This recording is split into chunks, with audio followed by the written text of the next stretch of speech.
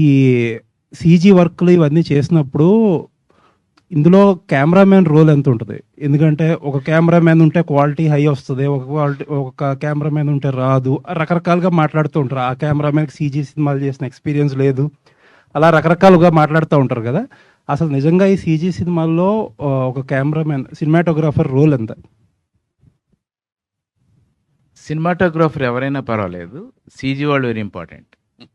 Okay, వాళ్ళు ఎంత బాగా ఇస్తే ఆ కెమెరామెన్ అంత సో దాని సక్సెస్ కి ఫెయిల్యూర్ కి కెమెరామెన్ ఏ రకంగా సంబంధం లేదు. ఓకే, కెమెరామెన్ ఏం కావాలో వాళ్ళకి ఏం కావాలో వాళ్ళని అడిగి వాళ్ళ అప్రూవల్తోనే చేస్తున్నాం. ఈవెన్ నేను కూడా, ఓకే, నేను పెద్ద పుడింగి నేను అంజి చేశాను, డమర్కం చేశాను, అంజికి నాకు నంది అవార్డు వచ్చింది, ఫిలింఫేర్ అవార్డు వచ్చింది చెప్పట్లా.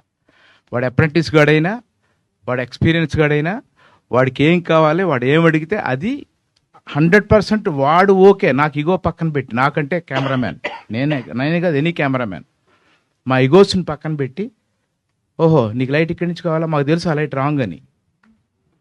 ఓకే, వాడు అడిగిన లైట్ రాంగ్ అని మాకు తెలుసు.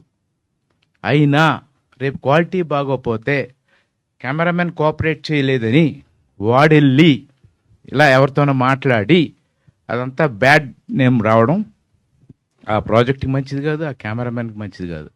అందుకని వాళ్ళకి ఏం కావాలో అదే చేస్తున్నాం. రాకపోతే అది కర్మ, మా తప్పు అయితే ఏమి లేదు.